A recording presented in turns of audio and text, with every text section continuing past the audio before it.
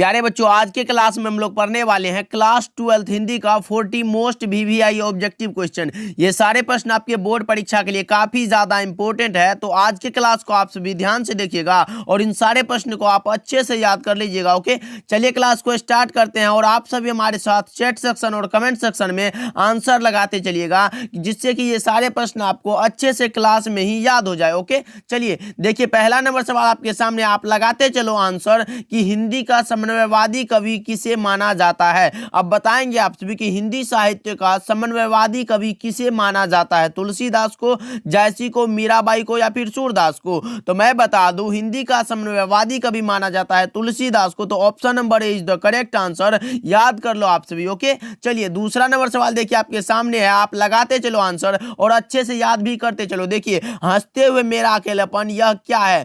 अब आपसे पूछा गया है हंसते हुए मेरा अकेलापन, यह जो पाठ है यह क्या है, कहानी है, एकांकी है, निबंध है या फिर डायरी है, ये बताना आप सभी को। तो मैं बता दूं, हंसते हुए मेरा अकेलापन यह एक प्रकार का डायरी है जो मलियस के द्वारा दिया गया है। तो ऑप्शन नंबर डी इसका बिल्कुल सही जवाब हो जाएगा। ओके, चलिए तीसरा नंबर सवाल देखिए आपके सामने है कि ओम प्रकाश वाल्मीकि का जन्म स्थान है। अब आपसे पूछा गया है, जूठन पाठ के लेखक है ओम प्रकाश वाल्मीकि और इसका जन्म स्थान पूछा गया है कहाँ है। तो मैं बता दूं, इसका जन्म स्थान है Uttar Pradesh. Option number B इसका सही जवाब हो जाएगा, तो ध्यान में रखना आप सभी। ओके, एग्जाम में पूछ दे तो आप जरूर लगाइएगा। चलिए चौथा नंबर सवाल देखिए आपके सामने है कि कविता के नए प्रतिमान पर नामवर सिंह को साहित्य अकादमी पुरस्कार कब दिया गया था। अब बताएंगे आप सभी, पहले तो एक क्वेश्चन क्रिएट होता है कि कविता के नए प्रतिमान पर नामवर सिंह को कौन सा पुरस्कार दिया गया था, तो आप लगा दो साहित्य अकादमी पुरस्कार। एक बार कमेंट सेक्शन में लिख दो, जिससे कि आपको अच्छे से याद हो जाए। नामवर सिंह को कविता के नए प्रतिमान पर साहित्य अकादमी पुरस्कार दिया गया था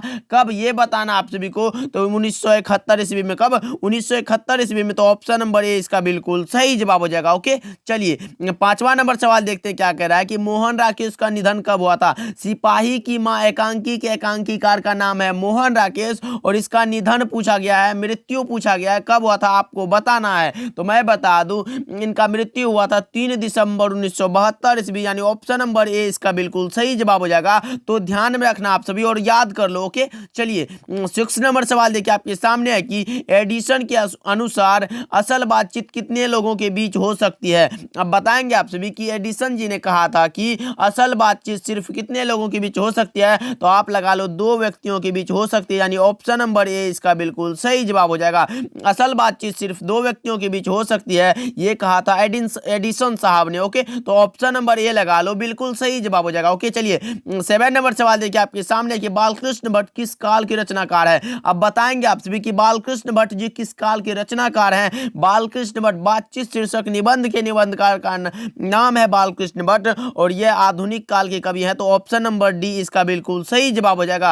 अगर यहाँ पूछता काल तो आप लगाते कौन सा, यहाँ आधुनिक काल पूछा, लेकिन युग पूछता तो आप लगाते भारतेंदु युग। ओके, चलिए 8 नंबर सवाल देखिए क्या कह रहा है आपके सामने है कि लहना सिंह की मृत्यु किसकी गोद में हुई थी। लगाओ जी, देखो कितना इंपॉर्टेंट सवाल है कि लहना सिंह की मृत्यु किसकी गोद में हुई थी। आपके बोर्ड एग्जाम में पूछा गया सवाल है ये। लगाओ सही जवाब क्या होगा, ये सही जवाब हो जाएगा Wazira Singh. Option number B इसका बिल्कुल सही जवाब हो जाएगा, तो ध्यान में रखिएगा आप सभी। ओके, चलिए 9 नंबर सवाल देखिए क्या कह रहा है कि ग्राम शब्द का विशेषण क्या होगा। और आप सभी अभी लगाते चलो और लास्ट में बताइएगा कि आप कितना सही कर पाए। देखिए, ग्राम शब्द का विशेषण क्या होगा, गांव, ग्रामवासी, ग्रामीण या फिर गंवई। तो मैं बता दूं, ग्राम का विशेषण होता है ग्रामीण। Option number C is the correct answer. Okay, तो फटाफट से आप लगाते चलो आंसर। चलिए 10 नंबर सवाल देखिए क्या कह रहा है कि जयसी के काव्य का, मलिक मोहम्मद जयसी के काव्य किस प्रकार गंभीर एवं व्यापक है। तो ये समुद्र की भांति गंभीर एवं व्यापक है। तो ऑप्शन नंबर सी बिल्कुल सही जवाब हो जाएगा, मलिक मोहम्मद जयसी की बात कर रहा है। ओके,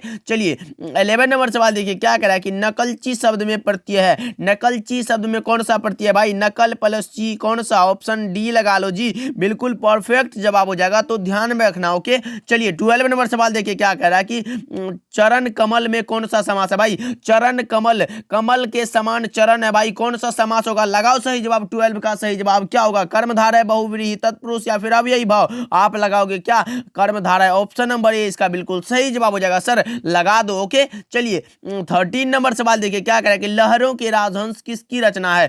अब आपसे पूछा गया है लहरों के राजहंस जो रचना है वो किसकी है, आप लगाएंगे दिनकर, मोहन राकेश, नामवर सिंह या फिर जयशंकर प्रसाद। 13 का सही जवाब क्या लगाओ आपसे भी, तो ये रचना है मोहन राकेश की, ऑप्शन नंबर बी इसका बिल्कुल सही जवाब हो जाएगा। ओके चलिए 14 नंबर सवाल देखिए आपके सामने कि अशोक वाजपेयी किस काल के कवि हैं भाई। अशोक वाजपेयी मैंने बताया था सूरदास, तुलसीदास और मलिक मोहम्मद जैसी और नाभादास 4 कवि भक्ति काल के हैं। उसके अलावा जितने भी कवि हैं वो आते हैं आधुनिक काल, ऑप्शन नंबर ए इसका बिल्कुल सही जवाब हो जाएगा। सिर्फ भूषण जी रीति काल के कवि हैं और हिंदी में 12 हिंदी में इस दिगंत भाग में जितने भी है ये आधुनिक काल के हैं, ऑप्शन नंबर ए लगा लो जी, बिल्कुल सही जवाब हो जाएगा। ओके चलिए नेक्स्ट सवाल देखते हैं। 15 नंबर सवाल आपके सामने है, कान भरना मुहावरे का अर्थ क्या होता है भाई। कान भरना मुहावरे का अर्थ पूछा गया आप सभी से, 15 का सही जवाब लगाएंगे भाई गुपचुप निंदा करना। क्या गुपचुप निंदा करना, तो ऑप्शन नंबर डी इसका बिल्कुल सही जवाब हो जाएगा। ओके चलिए 16 नंबर सवाल देखिए क्या कह रहा है कि ईमान बेचना मुहावरे का अर्थ क्या होगा। ईमान बेचना मुहावरे का अर्थ क्या होगा ये बताना आप सभी को। धोखा देना, गलत काम करना, नजरों से ओझल हो जाना या फिर अपने कर्तव्य से हट जाना, ऑप्शन डी सही लग रहा है, अपने कर्तव्य से हट जाना यानी ईमान बेचना। ओके तो option number D is the correct answer. Okay चलिए 17 नंबर सवाल देखिए, भगत सिंह के माताजी का क्या नाम था। अब आपसे पूछा गया है एक लेख और एक पत्र के रचनाकार है भगत सिंह और इनकी माताजी का नाम पूछा गया, मां का नाम पूछा गया है। लगाएंगे सही जवाब क्या होगा, आप लगाओगे विद्यावती। क्या विद्यावती। अगर पिताजी पूछता तो आप लगाते सरदार किशन सिंह, माताजी विद्यावती। ओके तो ऑप्शन नंबर ए इसका बिल्कुल सही जवाब हो जाएगा। ओके चलिए 18 नंबर सवाल देखिए क्या कह रहा है कि पुरुष का विलोम क्या होगा भाई।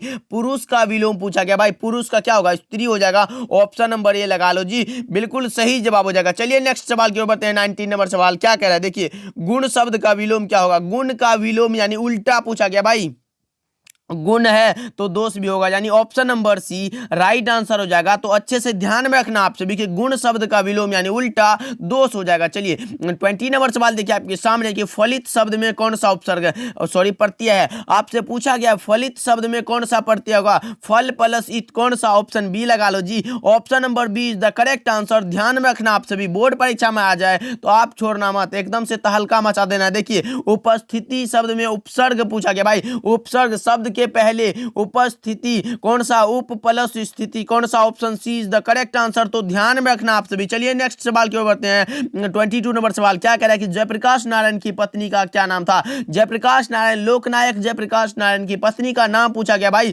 लगाओ कौन सा, Prabhavati, option number A right answer हो जाएगा। मनरूप देवी दिनकर जी की माता जी का नाम है पार्वती देवी, बालकृष्ण भट्ट की माता जी का नाम है, ये भी ध्यान में रखना, जितना बोल रहा हूं इसको भी अच्छे से नोट करते चलो अपने दिमाग में। ओके चलिए स्वाभिमान शब्द में कौन सा उपसर्ग है भाई, स्व प्लस अभिमान, कौन सा, स्व प्लस अभिमान यानी option number A right answer होने वाला है, आप अच्छे से याद कर लो। चलिए 24 नंबर सवाल की ओर बढ़ते हैं, लगाते चलो कमेंट सेक्शन में आंसर और याद भी करते चलो। रामचंद्र शुक्ल किसकी रचना है। अब आपसे पूछा गया है रामचंद्र शुक्ल जो रचना है वो किसकी है, आप लगाओ सही जवाब क्या होगा, ये रचना है Malayaj, option number A right answer हो जाएगा। ओके चलिए नेक्स्ट सवाल की ओर बढ़ते हैं कि अशोक वाजपेयी को निम्नलिखित में कौन सा पुरस्कार दिया गया था। अब बताएंगे आप सभी कि अशोक वाजपेयी को निम्नलिखित में कौन सा पुरस्कार दिया गया था, लगाओ सही जवाब क्या होगा, साहित्य अकादमी पुरस्कार, दमयंती मोदी कवि शेखर सम्मान, उपरोक्त दोनों या फिर इनमें से कोई नहीं। 25 का सही जवाब कौन सा होगा, ये हो जाएगा उपरोक्त दोनों यानी साहित्य अकादमी पुरस्कार और दमयंती मोदी कवि शेखर सम्मान, ये दोनों दिया गया था अशोक वाजपेयी को। ओके तो अच्छे से ध्यान में रखना आप सभी। चलिए नेक्स्ट सवाल देखते हैं। 26 नंबर सवाल क्या कह रहा है कि ज्ञानेंद्रपति को, ज्ञानेंद्रपति गांव का घर के रचनाकार है भाई, ज्ञानेंद्रपति को संशयात्मा के लिए कौन सा पुरस्कार दिया गया था। मैंने कितना बार बता चुका, लगाओ सही जवाब क्या होगा, साहित्य अकादमी पुरस्कार। और कब दिया गया था, तो 2006 ईस्वी में। कब, 2006 ईस्वी में, तो अच्छे से याद कर लो आप सभी। चलिए 27 नंबर सवाल क्या कह रहा है कि सृष्टि का विलोम क्या होगा भाई, सृष्टि का विलोम पूछा गया है तो आप लगाओ प्रलय, option number C right answer हो जाएगा। लगाते चलो आप सभी। चलिए 28 नंबर सवाल देखिए क्या कह रहा है कि बालकृष्ण भट्ट की रचना जो है वो बातचीत जो है वो क्या है, एकांकी है, कहानी है, यात्रा संस्मरण है या फिर ललित निबंध है। अब ये सी बात है भाई, option number D right answer हो जाएगा। बालकृष्ण भट्ट की रचना बातचीत जो है वो एक प्रकार की निबंध है, तो और ये लेखक है बालकृष्ण भट्ट। ओके चलिए 29 नंबर सवाल आपके सामने है कि चंपारण में गांधी जी के चमत्कार की कथा किसने लिखी है, लगाओ सही जवाब क्या क्या होगा कि चंपारण में गांधी जी के चमत्कार की कथा किसने लिखी है, तो ये लिखी है राजेंद्र प्रसाद ने। तो ऑप्शन नंबर सी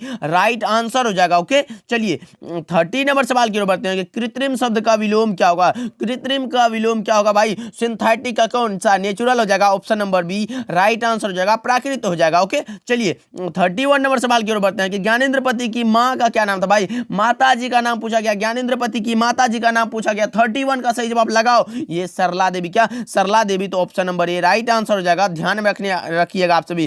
पार्वती देवी बालकृष्ण भट्ट की मां है, मनरूप देवी दिनकर जी की मां है, वैंती देवी ये सच्चिदानंद हीरानंद वात्स्यायन की माता जी का नाम है, ये भी ध्यान में रखते चलना आप सभी को। चलिए 32 नंबर सवाल आपके सामने है, लगाओ सही जवाब क्या होगा। समय से बाहर किसकी रचना है, समय से बाहर जो रचना है वो किसकी है, लगाओ सही जवाब क्या होगा 32 का। तो मैं बता दूं ये रचना है अशोक वाजपेयी की। क्या, अशोक वाजपेयी, तो option number B right answer हो जाएगा। चलिए 33 नंबर सवाल की ओर बढ़ते हैं कि अशोक वाजपेयी ने एमए किस विषय से किए थे, लगाओ सही जवाब क्या होगा कि अशोक वाजपेयी ने एमए किस विषय से किए थे, ये बताना आप सभी को। तो यह किए थे अंग्रेजी विषय से, यानी ऑप्शन नंबर ए सही जवाब हो जाएगा। लगाते चलो आप सभी। चलिए 34 नंबर सवाल आपके सामने कि पेड़ पर कमरा क्या है। अब आपसे पूछा गया पेड़ पर कमरा जो रचना है वो क्या है। 34 का सही जवाब लगाएंगे आप सभी, तो ये हो जाएगा कहानी संग्रह, और यह रचना है विनोद कुमार शुक्ल जी की। तो option number B right answer हो जाएगा। ध्यान में रखिएगा आप सभी, पेड़ पर जो कमरा है वो विनोद कुमार शुक्ल की रचना, ये आपके बोर्ड परीक्षा में पूछा गया। ओके, तो अच्छे से ध्यान में रखिएगा आप सभी। चलिए 35 नंबर सवाल आपके सामने कि रघुवीर सहाय के पिता क्या थे, ये बताना आप सभी को। रघुवीर सहाय के पिता क्या थे, शिक्षक थे, वकील थे, डॉक्टर थे, या फिर इनमें से कोई नहीं। 35 का सही जवाब लगाओ, सही जवाब क्या होगा। तो मैं बता दूं यह एक शिक्षक थे, तो option number A right answer हो जाएगा। और इसके पिताजी का नाम था हरदेव सहाय। क्या, रघुवीर सहाय के पिताजी का नाम था हरदेव सहाय, इसको भी ध्यान में रखिएगा। चलिए 36 नंबर सवाल आपके सामने है कि रघुवीर सहाय की अभिरुचि किसमें थी। अब बताएंगे आप सभी कि रघुवीर सहाय जी की अभिरुचि किसमें थी, संगीत सुनना, फिल्में देखना, ये दोनों में थी, यानी option number C right answer हो जाएगा। उपरोक्त दोनों हो जाएगा भाई, लगा लो, सही जवाब हो जाएगा। चलिए नेक्स्ट सवाल देखते हैं। 37 नंबर सवाल क्या कह रहा है, देखिए रघुवीर सहाय को किस रचना पर साहित्य अकादमी का पुरस्कार दिया गया था। अब लगाओ सही जवाब क्या होगा, फटाफट से आप लगाओ। 37 का सही जवाब क्या होना चाहिए, तो लोग भूल गए। क्या, लोग भूल गए रचना पर साहित्य अकादमी पुरस्कार दिया गया था किसको, रघुवीर सहाय को। ओके, चलिए 38 नंबर सवाल देखिए आपके सामने कि निम्नलिखित में कौन बाईं आंख और कान से वंचित थे। भाई लगाओ सही जवाब क्या होगा, बाईं आंख और कान से वंचित थे मलिक मोहम्मद जैसी, option number C right answer हो जाएगा। ओके, तो अच्छे से याद कर लेना आप सभी। चलिए 39 नंबर सवाल आपके सामने है भाई, लगाओ सही जवाब क्या होगा, फौलाद का आकाश। क्या होगा, फौलाद का आकाश जो है ये क्या है, कहानी संग्रह, उपन्यास, कविता संग्रह या फिर निबंध। 39 का सही जवाब लगाएंगे आप सभी, तो यह है क्या, कहानी संग्रह है। Option number A right answer हो जाएगा। फौलाद का आकाश यह एक प्रकार का कहानी संग्रह है, तो ध्यान में रखिएगा आप सभी। और यह रचना है मोहन राकेश की। किसकी, मोहन राकेश की, जो कि 1972 ईस्वी में प्रकाशित हुई थी। अच्छे से याद कर लो आप सभी। चलिए नेक्स्ट सवाल की ओर बढ़ते हैं, फटाफट से आप लगाते चलो। देखिए भगत सिंह के पिता कितनी बार जेल गए थे, ये भाई आपके बोर्ड परीक्षा में पूछा गया सवाल है कि भगत सिंह के पिता कितनी बार जेल गए थे, 1 बार, 2 बार, 5 बार या फिर अनेक बार। तो भगत सिंह के पिता अनेक बार जेल गए थे, ऑप्शन नंबर डी इसका बिल्कुल सही जवाब हो जाएगा। ओके, तो लगा लो आप सभी और अच्छे से याद कर लो। ये 40 प्रश्न आपके बोर्ड परीक्षा के लिए भाई काफी ज्यादा इंपॉर्टेंट है, विश्वास करो और अच्छे से याद कर लो इसको। ओके, मिलते हैं अगले क्लास में, तब तक के लिए आप अपना ध्यान रखिएगा। और इंपॉर्टेंट क्वेश्चन बहुत सारा अपलोड कर दिया गया है, जाकर देखो आप सभी चैनल में। ओके, मिलते हैं अगली क्लास में।